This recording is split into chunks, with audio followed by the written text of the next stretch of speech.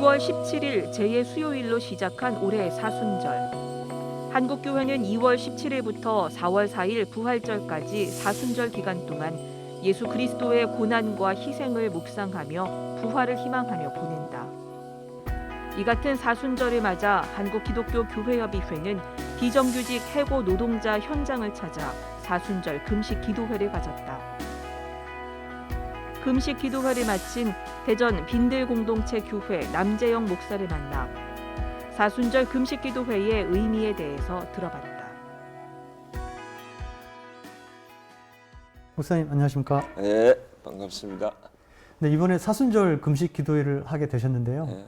어떤 이유에서 하시게 되셨는지 먼저 말씀 좀 해주십시오. 네, 제가 NCC 정의평화위원장을 지내고 네, 또 우리 사회 그 당시 우리 사회에서 가장 좀 어렵고 힘든 사람들 그리고 이후로 교회가 좀 관심을 가져야 된다면 우리 사회에 대해서 사회적 아젠다로서 그때 비정규직 노동자들이 아마 앞으로 교회가 관심을 가져야 될 사안이 될 거다. 중요한 사안. 그래서 그 당시 이제 몇 차례 그 논의를 하고 또 스터디도 하고 공부도 하고 해서 비정규직 대책 한국교회 연대라고 하는 NCC 안에 이를테면 그 조직을 하나 이제 별도 조직을 만들었어요. 그래서 거기 몇 년도였죠?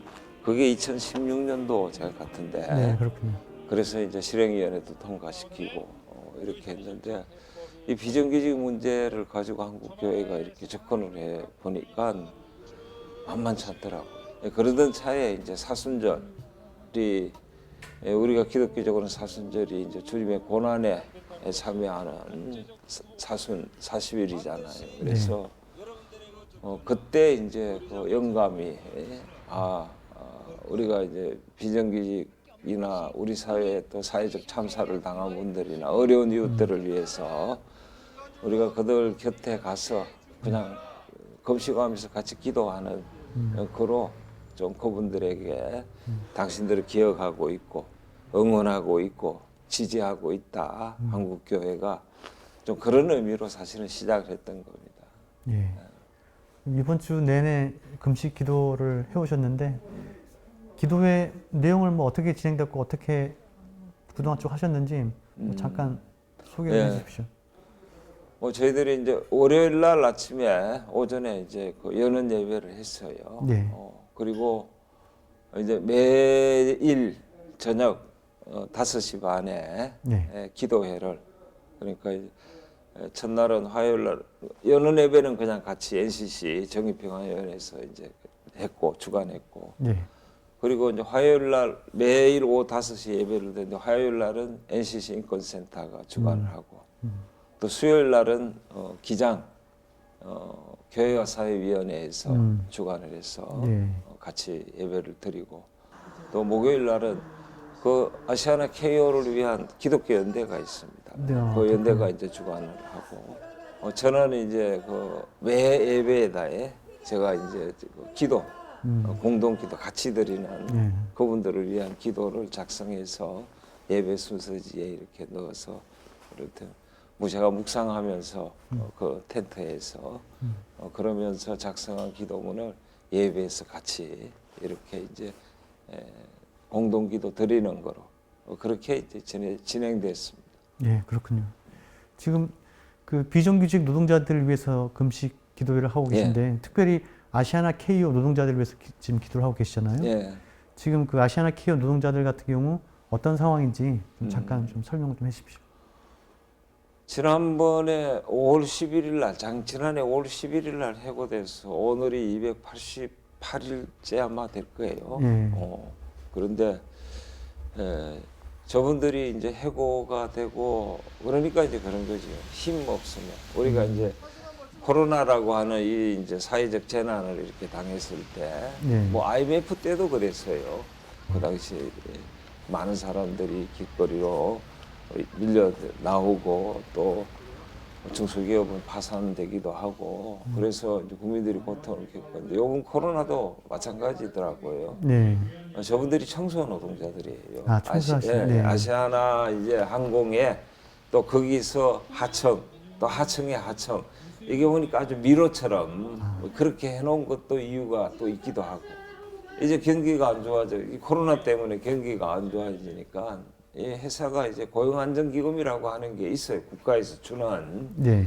그거를 받아서 어려울 때 회사가 같이 상생, 예. 노동자들하고 이렇게 이제 해야 되는 부분이 있는데 그걸 하지 않고 그러니까 이제 기업이 어떤 면에서 경영에 이를테면 부담을 노동자를 해고하는 것으로 그렇게 이제 몰아가서 이제 요번에 이분들이 이제 해고가 됐고 근데 그 해고 자체가 사실 불법이니까 네.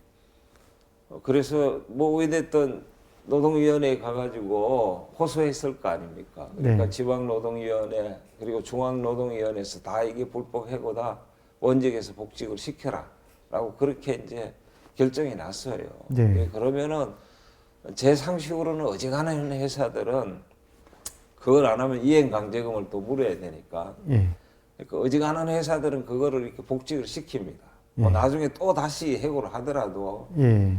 그런데 이제 저분들은 그 박삼구 회장이라고 하는 이제 아시아나 KO에서는 복직을 안 시키고 차라리 이행강제금을 물고 행정소송에 들어가 버린 거예요. 아.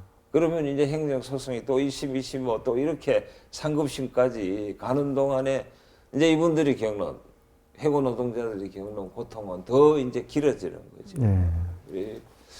제가 이제 저도 그 이분들이 이렇게 이야기를 들으면서 그래도 국가가 이 항공산업이 어렵다고 해가지고 2019년하고 2020년 지난해하고 그 지난해 지원해 준 게 5조 7천억이에요. 5조요? 엄청난 돈이죠. 이 엄청난 돈을 아시아나에다 이렇게 이제 지원을 해줬는데 그랬으면은 사실은 정부에서 5조 7천억을 그렇게 지원하면서 이런 고용 문제를 회사가 노동자들하고 상생하는 이런 부분들을 저렇게 제가 볼 때는 저렇게 등한시해서 되나 우리 사회가 정말 이렇게 몰렴치하게 가도 되나 네. 좀 이런 생각이 들더라고요. 예. 알겠습니다. 그동안 NCC, 그러니까 한국기독교협의회에서 사순절이 되면 이렇게 금식 기도회를 쭉 해오신 걸로 알고 있는데 네, 예. 그동안 어떤 현장에서 금식 기도회를 해오셨는지 잠깐 좀 설명을 좀 해주십시오. 예. 거의 대부분 보면 이제 비정규직 노동자들이 이제 투쟁하는 현장이 있었고 또 사회적 참사 당하는 세월호 가족도 있었습니다. 예. 그러니까 이제 처음 이제 시작한 게 그 동양시멘트에 네. 그 비정규직 노동자들이 거의 한 120여 명 정도가 해고가 되고 이 우리 비정규직이 일정 기간 지나면 정규직으로 전환을 해야 되는데 네. 그 당시에 정규직 전환하지 않고 다 이렇게 해고를 시켰어요. 그래서 그분들이 투쟁하면서 저희들이 가서 사순절에 기도하고 이렇게 해서 나중에 그분들이 다 정규직으로 다시 이제 회사에 여기서 이제 들어갔고 그다음에 이제 파인텍 굴뚝농 성하던 거기에 가서 금식 기도하고 또 그 애는 거기서 하고 그리고 세종로에 그 세종해관옆에 세종공원에 비정규직 해고 노동자 연대가 있었습니다. 해고는 여러 사업체에서 해고된 노동자들의 그 연대 거기서 이제 여기서 한 며칠 여기서 며칠 이렇게 나눠서 있고 그 다음에는 이제 저기 세월호. 예, 안산 분향소에서 했고 올해 이제 요 아시아나 KO 이분들 위해서 이제 하게 된 거죠. 예. 이렇게 교회가 사회적 약자들을 위해서 기도하고 관심 갖고 이렇게 같이 연대해야 될 어떤 이유나 그런 거 있으면 좀 끝으로 좀 말씀해 주십시오. 저는 그게 교회가 사회적 약자를 품어야 될 건 어떤 면에서 저는 그 신앙의 중요한 한 본질이라고 봐요. 이거 없으면 교회가 교회 될 수 없다고 생각합니다. NCC가 좀 이런 부분들에 대해서 오랜 전통, NCC 오랜 전통이 우리가 뭐 사회적 약자나 인권운동이라든지 민주화운동이라든지 이게 NCC가 가장 자랑스러운 전통 아닙니까? 이 전통 위에서 지금 뭐 과거보다 사실은 노동자들은 살기가 더 어려워졌어요. 이런 어려운 시대에 어려움을 당하는 노동자들도 많고 또 그런 노동자들을 위해서 교회가 그분들이 잊지 않고 그지? 우리가 당신들을 기억하고 당신들이 그 고난이 의미 있고 가치 있고 당신들이 가는 길이 뭐 투쟁하며 가는 그 길이 옳은 길이다라고 하는 거를 우리가 같이 옆에 있어주면서 뭐 우리가 할 수 있는 일이 뭐가 있겠습니까? 투쟁은 그분들이 하지.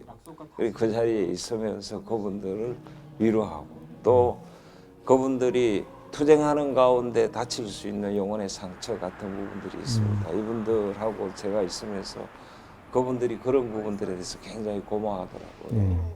자기들도 왜냐하면 이게 그 악이라고 하는 거 앞에서 싸우다 보면은 자신도 모르게 영혼의 상처를 입고 마음의 고통을 겪고 이제 이런 일들이 있을 수밖에 없다는 거죠. 그런 것들을 저희가 기도하고 또 케어하고 뭐 목회적인 관점에서 저희가 봐도 교회가 있어야 될 자리는 저는 그 자리다라고 생각을 합니다.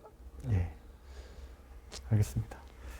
네, 앞으로 한국교회가 더 많이 우리 주변의 약자들을 위해서 더 관심 갖고 기도해야 될 것 같습니다. 목사님 오늘 말씀 고맙습니다. 네, 고맙습니다.